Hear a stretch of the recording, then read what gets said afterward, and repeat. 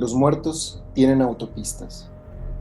Infalibles líneas de trenes fantasma, de carruajes de ensueño, atraviesan las tierras baldías detrás de nuestras vidas, soportando un tráfico interminable de almas difuntas. Sus tañidos y latidos pueden oírse en los lugares rotos del mundo, a través de grietas producidas por actos de crueldad, violencia y depravación.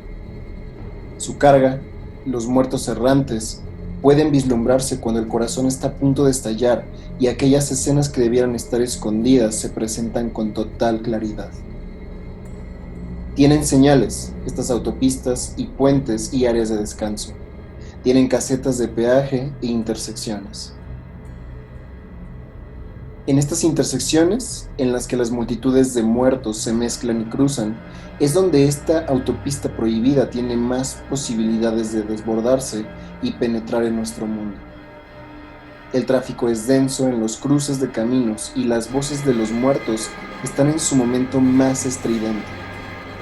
Aquí, las barreras que separan una realidad de la otra se desgastan con el paso de innumerables pies.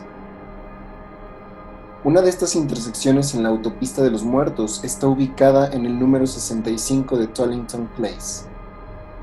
El número 65, una simple casa independiente con fachada de ladrillos y falso estilo georgiano, no tenía nada más digno de mención. Una vieja casa olvidable, despojada de la grandeza de la que una vez hiciera gala, llevaba vacía una década o quizá más.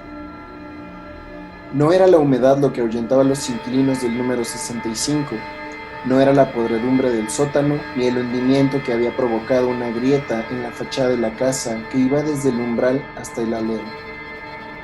Era el ruido del paso. En la planta superior, el estruendo de ese tráfico nunca cesaba. Agrietaba el enlucido de las paredes y deformaba las vigas. Sacudía las ventanas y también sacudía las mentes. El número 65 de Tollington Place era una casa encantada y nadie podía poseerla por mucho tiempo sin volverse loco. En algún momento de su historia, un acto horrible se había cometido en aquella casa. Nadie sabía cuándo ni qué, pero la atmósfera opresiva de la casa, especialmente en el piso superior, resultaba evidente hasta para el observador inexperto. Había un recuerdo y una promesa de sangre en el aire del número 65. Un aroma que persistía en las fosas nasales y revolvía el estómago más fuerte. Los insectos, los pájaros, hasta las moscas habitaban el edificio y sus alrededores. Ninguna cochinilla reptaba por la cocina, ningún estornino anidaba en el desván. Sea cual fuera la violencia allí desatada, había abierto la casa igual que un cuchillo abre la tripa de un pez, y a través de aquel corte, de aquella herida en el mundo, los muertos se asomaban y pedían la palabra. Al menos eso decía el rumor. En la tercera semana de la investigación en el 65 de Tollington Place, 3 semanas de éxito sin precedentes en el reino de lo paranormal. Con un recién llegado al negocio como medium, un chico de 20 años llamado Simon McNeil, la unidad de parapsicología de la Universidad de Essex había grabado pruebas prácticamente incontrovertibles de vida después de la muerte. En la habitación más alta de la casa, un pasillo claustrofóbico que se suponía era una habitación, el chico McNeil parecía haber convocado a los muertos y, a petición suya, ellos habían dejado copiosas muestras de su visita, escritos de centenares de manos distintas sobre las paredes color ocre pálido. Escribían, según parecía, lo primero que les venía a la cabeza, sus nombres, por supuesto, y fechas de nacimiento y defunción, fragmentos de recuerdos y buenos deseos para sus descendientes vivos, extrañas frases elípticas que insinuaban los tormentos que padecían y lamentaban sus gozos perdidos. Algunas manos eran robustas y feas, otras delicadas y femeninas. Había dibujos y chistes obscenos a medio terminar junto con líneas de poesía romántica. Una rosa mal dibujada, un juego de 3 en raya, una lista de la compra. Gente famosa había llegado hasta aquel muro de las lamentaciones. Estaban Mussolini, Lennon y Janis Joplin, y también desconocidas, personas olvidadas que habían firmado junto a los grandes. Era la lista de clase de los muertos y crecía día tras día, como si la voz se corriera entre las tribus perdidas y la sedujera a salir de su silencio para señalar aquella habitación desolada con su sagrada presencia. Tras toda una vida de trabajo en el campo de la investigación psíquica, la doctora Florescu estaba muy acostumbrada a la dura realidad del fracaso. Casi resultaba cómodo arroparse en la certeza de que las pruebas nunca se manifestarían. Ahora, enfrentada a un éxito súbito y espectacular, se sentía eufórica y confusa a la vez. Estaba sentada como lo había estado durante 3 semanas increíbles en la habitación principal de la planta intermedia, un tramo de escaleras por debajo de la habitación de la escritura, y escuchaba el clamor de ruidos que llegaba de arriba con una especie de temor reverencial, casi incapaz de creer que se le permitiera estar presente en aquel milagro. Ya había observado pistas antes, indicios tentadores de voces de otro mundo, pero esta era la primera vez que aquella esfera había insistido en ser oída. En la planta alta los ruidos cesaron. Mary miró su reloj. Eran las 6:15 de la tarde. Por alguna razón que sus visitantes conocerían mejor que ella, el contacto nunca se alargaba mucho más tarde de las 6. Esperaría hasta las 6:30 y luego subiría. ¿Qué habría sido hoy? ¿Quién habría llegado hasta aquella pequeña habitación sórdida para dejar su marca? ¿Quieres que prepare las cámaras?, le preguntó Rex Fuller, su ayudante. Por favor, murmuró ella, distraída por la expectación. ¿Te preguntas lo que encontraremos hoy? Les daremos 10 minutos. Claro. Arriba, McNeil se derrumbó en la esquina de la habitación y observó el sol de octubre a través de la ventana diminuta. Se sentía un poco encerrado, solo en aquel maldito lugar, pero a pesar de ello sonrió para sí. Aquella sonrisa triste y beatífica que derretía hasta el corazón más académico. Especialmente el de la doctora Florescu. Oh sí, la mujer estaba prendada con su sonrisa, de sus ojos, de la mirada perdida que interpretaba para ella. Era un buen juego. De hecho, al principio eso era lo que había sido, un juego. Ahora Simon sabía que las apuestas habían subido. Lo que había comenzado como una especie de test detector de mentiras se había convertido en una competición muy seria. McNeil contra la verdad. La verdad era simple, él era un fraude. Escribía todos sus mensajes de fantasmas en la pared con pequeños fragmentos de mina que escondía bajo la lengua. Daba golpes, se movía y gritaba sin más provocación que la simple travesura del asunto, y los nombres desconocidos que escribía, se reía con solo pensarlo, los nombres que encontraba en las guías telefónicas. Sí, la verdad es que era un buen juego. Ella le había prometido mucho. Lo había tentado con la fama, animando cada mentira que él se inventaba.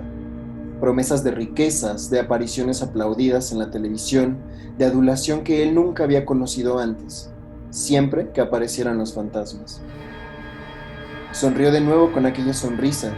Ella lo llamaba su intermediario, el inocente portador de mensajes. Pronto subiría las escaleras, detendría la mirada sobre su cuerpo, con la voz cercana a las lágrimas por la patética emoción de encontrar otra serie más de nombres y tonterías garabateados. A él le gustaba que ella lo observara desnudo, o casi desnudo. Durante toda la sesión se quedaba solo en calzoncillos para que vieran que no escondía ningún instrumento. Una precaución ridícula. Todo lo que necesitaba eran las minas bajo la lengua y suficiente energía para lanzarse de un lado a otro de la habitación durante media hora mientras se desgañitaba a voces. Estaba sudando, el surco del esternón brillaba de sudor y tenía el pelo pegado a la pálida frente. Había trabajado duro, estaba deseando salir de la habitación, remojarse un poco y disfrutar de un rato de admiración. El intermediario se metió la mano en los calzoncillos y jugó consigo mismo distraídamente. En alguna parte de la habitación, una mosca, o quizá más de una, se había quedado atrapadas. Ya había pasado la época de las moscas, pero las podía oír cerca. Zumbaban inquietas contra la ventana o alrededor de la bombilla.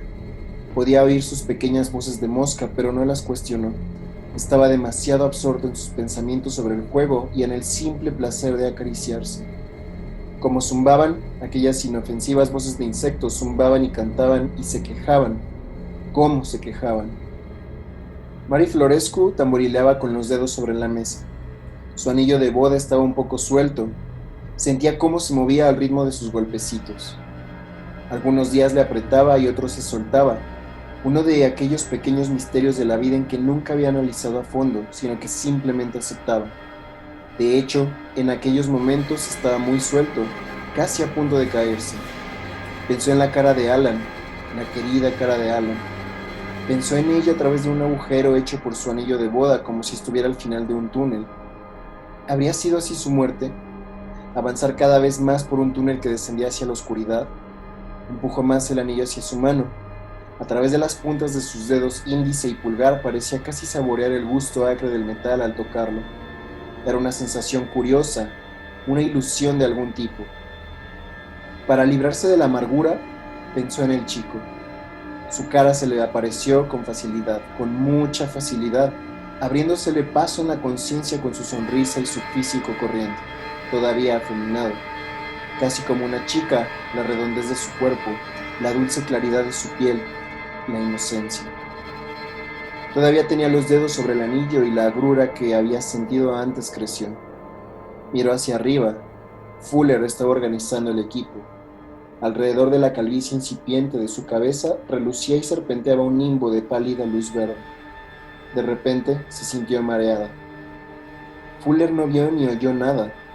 Tenía la cabeza inclinada sobre su trabajo, absorto. Mary lo observaba con atención mientras el halo sobre él sentía cómo se despertaban nuevas sensaciones dentro de ella, a través de ella. El aire parecía estar repentinamente vivo. Las mismas moléculas de oxígeno, hidrógeno, nitrógeno chocaban contra ella en un íntimo abrazo. El nimbo sobre la cabeza de Fuller se estaba extendiendo y encontraba un esplendor semejante en todos los objetos de la habitación. El sentido antinatural de las puntas de los dedos también se estaba extendiendo. Podía ver el color de su respiración al exhalarla, un destello naranja rosado en el aire burbujeante. Podía oír con toda claridad la voz del escritorio tras el que se sentaba, el bajo quejido de su presencia sólida. El mundo se estaba abriendo. Llevaba los sentidos de Mary hasta el éxtasis, los halagaba para abrirlos a una salvaje confusión de funciones. De repente, era capaz de reconocer el mundo como un sistema, no de políticas o religiones, sino como un sistema que se extendía desde la carne viva hasta la madera inerte del escritorio y el viejo oro de su anillo de boda. Y más allá de la madera, del oro, se abrió una grieta que llevaba a la autopista. En su cabeza oía voces que no provenían de las bocas de los vivos. Miró hacia arriba, o mejor dicho, alguna fuerza lanzó su cabeza hacia atrás violentamente y se encontró observando el techo. Estaba cubierto de gusanos. No, aquello era absurdo. Sin embargo, parecía estar vivo, vibrante de vida, latiendo, bailando. Podía ver al chico a través del techo. Estaba sentado en el suelo con el miembro erecto en las manos. Tenía la cabeza echada hacia atrás, como Mary. Estaba tan perdido en su éxtasis como ella. Con su nueva visión, Mary vio la luz que latía dentro y alrededor del cuerpo de Simon. Recorrió la pasión asentada en su barriga y el placer que le derretía la cabeza. Vio otra cosa, la mentira que ocultaba, la ausencia de poder donde ella pensaba que había algo maravilloso. No tenía ningún talento para comunicarse con los fantasmas, nunca lo había tenido, resultaba evidente. Era un pequeño mentiroso, un niño mentiroso, un dulce y blanco niño mentiroso, sin la compasión ni la sabiduría para comprender su atrevimiento. Ahora estaba hecho. Las mentiras estaban contadas, los trucos urdidos y la gente de la autopista, mortalmente harta de tantas falsificaciones y burlas, zumbaba en la grieta de la pared y exigía una satisfacción. La grieta que ella había abierto sin querer la había manoseado y revuelto. Había abierto la cerradura lentamente, poco a poco.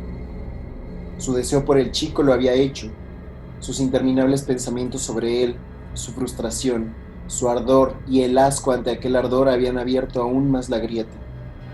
De todos los poderes capaces de hacer que el sistema se manifestara, el amor y su compañera, la pasión, y su compañera, la pérdida, eran los más potentes. Y ahí estaba ella, la personificación de las tres cosas.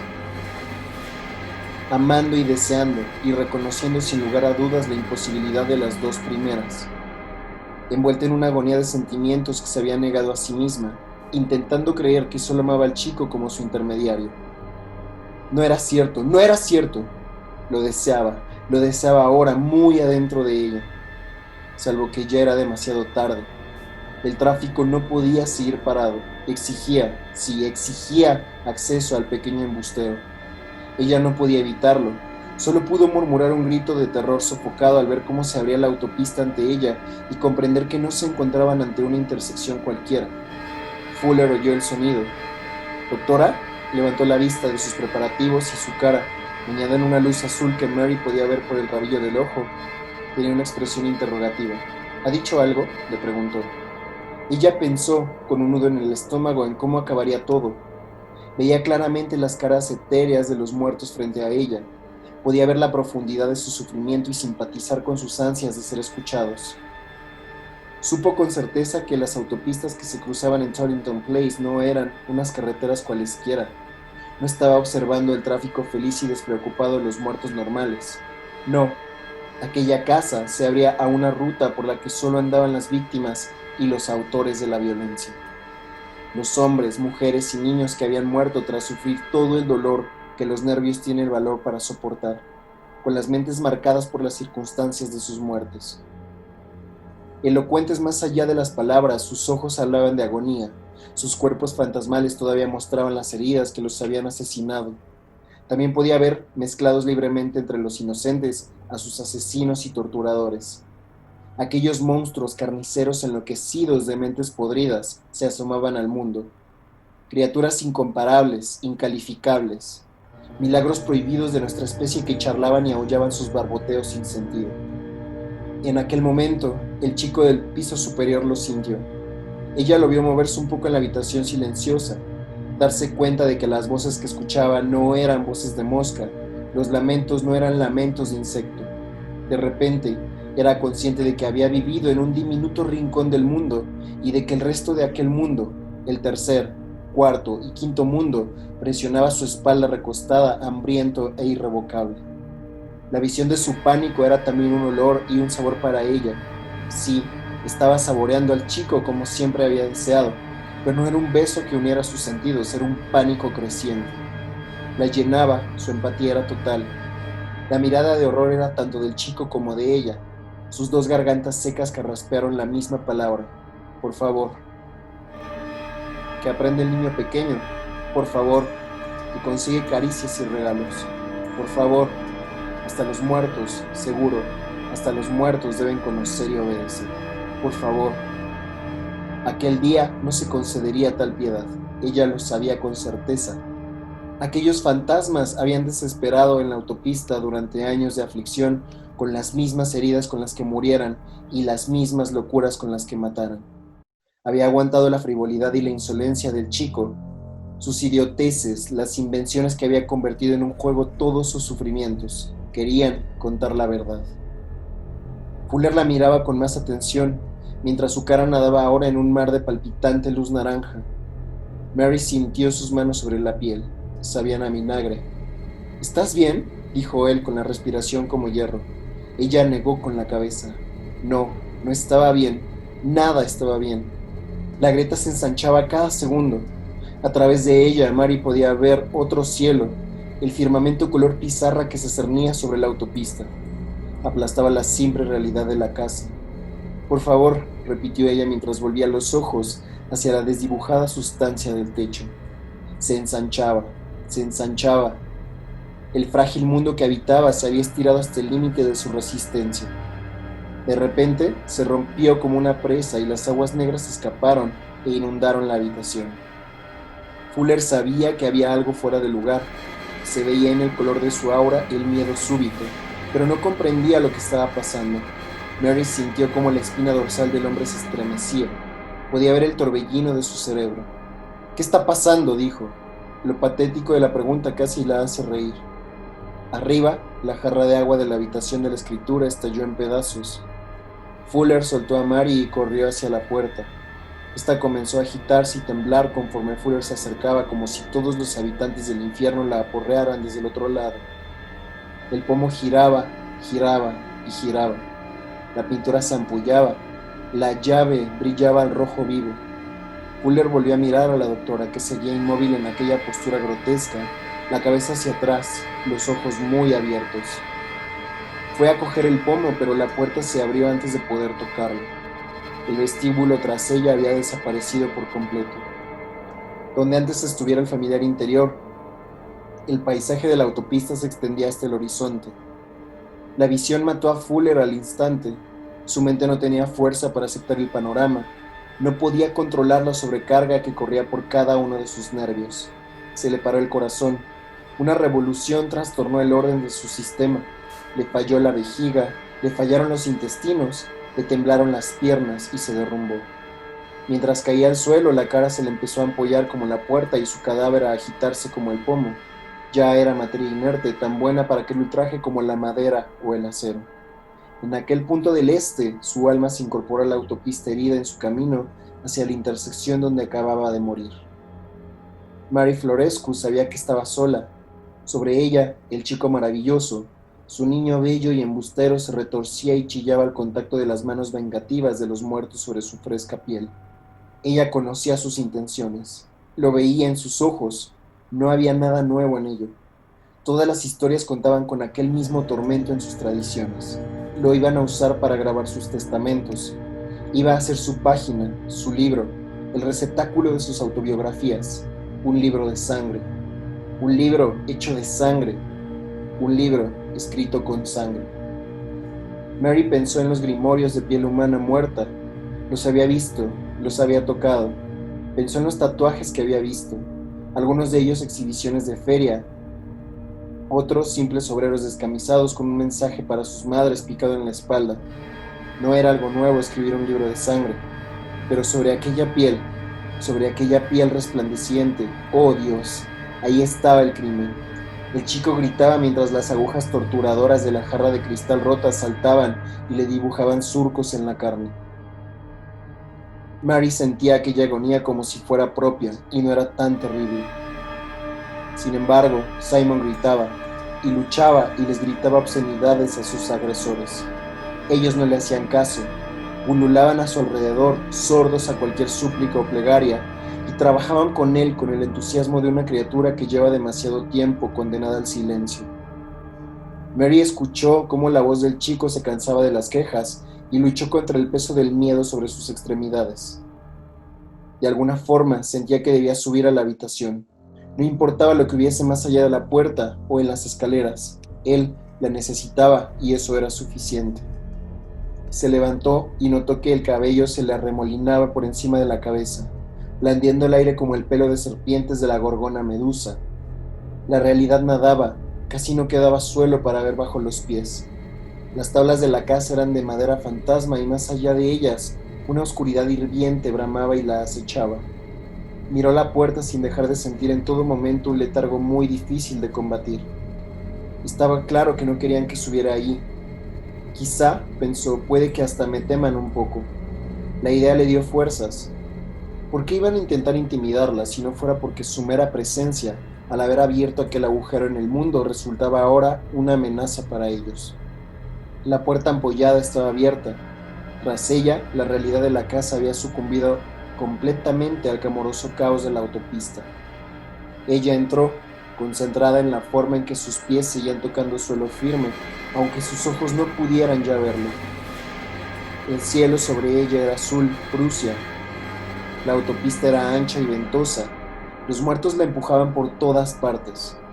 Luchó por abrirse paso entre ellos como si estuviera en medio de la multitud de personas vivas, mientras sus caras boquiabiertas e idiotas la miraban y la odiaban por su invasión. El por favor había desaparecido. Ahora no decía nada, se limitaba a apretar los dientes y entrecerrar los ojos ante la autopista, a dar patadas hacia adelante para encontrar la realidad de las escaleras que ella sabía seguían ahí. Tropezó al tocarlas y un aullido surgió de la multitud. No sabía si se reían de su torpeza o si gritaban una advertencia al ver que había llegado tan lejos. Primer escalón, segundo escalón, tercer escalón. Aunque tiraban de ella por todas partes, estaba ganándole la partida a la multitud.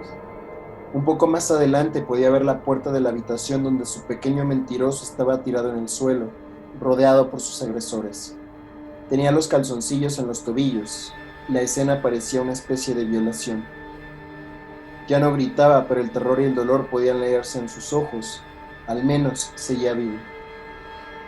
La resistencia natural de su joven mente había aceptado a medias el espectáculo que se abría frente a él.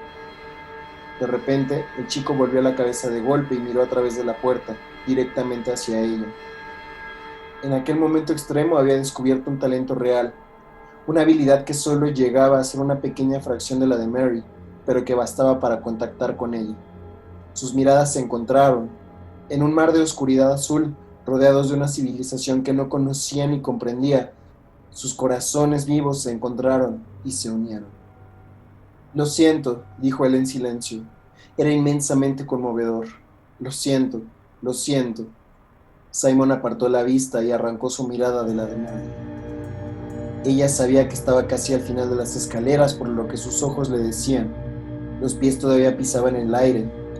Las caras de los viajeros estaban por encima, por debajo, por todas partes, pero podía ver muy débilmente la silueta de la puerta y las tablas y vigas de la habitación donde yacía Simon. El chico era ya una masa de sangre de la cabeza a los pies. Podía ver las marcas, los jeroglíficos de agonía en cada centímetro de su torso, de su cara, de sus extremidades. A veces podía enfocar el cuerpo de Simon y verlo en una habitación vacía con los rayos de sol atravesando la ventana y la jarra rota junto a él. Después le fallaba la concentración y en vez de eso veía al mundo invisible hecho visible y a Simon flotando en el aire mientras escribían sobre él, arrancándole el pelo de la cabeza y del cuerpo para limpiar la página, escribiendo sobre sus axilas, escribiendo sobre sus párpados, escribiendo sobre sus genitales, en la hendidura de las nalgas, en las plantas de los pies. Solo las heridas aparecían en ambas visiones. Ya lo hubiera acosado por autores o solo en la habitación, no dejaba de sangrar. En aquel momento alcanzó la puerta. Con una mano temblorosa intentó tocar la realidad sólida del pomo, pero ni con toda la concentración que pudo reunir conseguía verlo con claridad. Había poco más que una imagen fantasmal en la que centrarse, pero al final fue suficiente. Cogió el pomo, le dio la vuelta y abrió la puerta de la habitación de escritura de par en par. Él estaba ahí, frente a ella. No lo separaban más que 2 o 3 metros de aire poseído.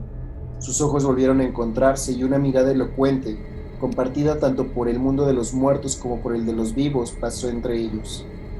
Había compasión en aquella mirada y amor. Las ficciones se derrumbaron, las mentiras se convirtieron en polvo. En lugar de las sonrisas manipuladoras del chico, había una verdadera dulzura reflejada en la cara de Mary. Y los muertos, temerosos de aquella mirada, volvieron la cabeza. Las caras se apretaron como si la piel se estirara sobre el hueso. La carne se oscureció hasta marchitarse y las voces se tornaron melancólicas ante la perspectiva de la derrota. Ella alargó la mano para tocarlo, libre por fin de las hordas de los muertos. Soltaban a su presa como moscas muertas que cayeran de una ventana. Ella le tocó suavemente la cara. El toque fue una bendición. Los ojos de Simon se llenaron de lágrimas y éstas cayeron por la escarificada mejilla para mezclarse con la sangre. Los muertos ya no tenían voz, ni siquiera boca. Estaban perdidos en la autopista, su maldad condenada. Plano a plano, la habitación comenzó a restablecerse. Las tablas del suelo se hicieron de nuevo visibles bajo el cuerpo sollozante de Simon, cada puntilla, cada tablón manchado. Las ventanas se veían con claridad y en el exterior, la calle, en el ocaso, se llenaba con los juegos de los niños. La autopista había desaparecido por completo de la vista humana. Sus viajeros habían vuelto a mirar hacia la oscuridad para desaparecer en el olvido, dejando únicamente sus señales y talismanes en el mundo concreto. En el rellano intermedio del número 65 de Tollington Place, los pies de los viajeros pisoteaban descuidadamente el cuerpo humeante y cubierto de ampollas de Red Fuller al pasar por la intersección. Al final, la propia alma de Fuller apareció entre la multitud y observó la carne que una vez había ocupado, antes de que la muchedumbre lo empujara hacia su juicio. Arriba, en la habitación en penumbra, Mary Florescu seguía arrodillada junto al chico McNeil y acariciaba su cabeza manchada de sangre. No quería dejar la casa para pedir ayuda hasta estar segura de que sus torturadores no volverían. El único sonido que quedaba era el de un avión a reacción que se abría camino por la estratosfera hacia la mañana. Hasta la respiración del chico era queda irregular. No lo rodeaba ningún nimbo de luz. Todos los sentidos estaban en su sitio. Vista, oído, tacto. Tacto. Lo tocó como nunca antes se había atrevido a hacerlo, acariciando su cuerpo con la punta de los dedos, muy, muy suavemente, recorriendo la piel levantada como una mujer ciega leyendo braille. Había diminutas palabras en cada milímetro de su cuerpo, escritas por una multitud de manos. Incluso a través de la sangre, Mary podía distinguir la meticulosa forma en que las palabras lo habían destrozado. Incluso podía leer, a la luz menguante, alguna frase suelta. Era una prueba que no dejaba lugar a dudas, y Mary deseaba, oh Dios, cómo lo deseaba, no haberla encontrado. Sin embargo, tras una vida esperando, allí estaba, la revelación de la vida después de la muerte escrita en la misma carne. El chico sobreviviría, eso estaba claro. La sangre ya empezaba a secarse y la miríada de heridas comenzaba a sanar. Después de todo, estaba sano y era fuerte. No habría un daño físico irreparable. Por supuesto, su belleza había desaparecido para siempre. Desde aquel momento y en el mejor de los casos, sería objeto de curiosidad, en el peor, de repugnancia y horror. Pero ella lo protegería, y él aprendería, con el tiempo, cómo conocerla y confiar en ella. Sus corazones estaban unidos de modo inextricable. Y después de un tiempo, cuando las palabras de su cuerpo se convirtieran en costras y cicatrices, ella lo leería.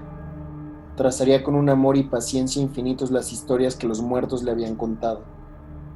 La historia de su abdomen, escrita con una letra delicada y cursiva, el testimonio de estilo exquisito y elegante que le cubría la cara y el cuero cabelludo, la historia de su espalda y la de sus espinillas y la de sus manos. Las leería todas e informaría de todas, de cada sílaba que brillaba y resumaba bajo sus cariñosos dedos, para que el mundo conociera las historias que contaban los muertos. Él era el libro de sangre y ella su único traductor.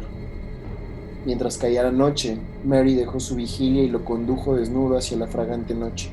De modo que estas son las historias escritas en el libro de sangre. Lee, si así te place, y aprende. Conforman el mapa de esa oscura autopista que nos lleva desde esta vida hacia destinos desconocidos. Pocos tendrán que tomarla. Casi todos marcharán en paz por calles iluminadas.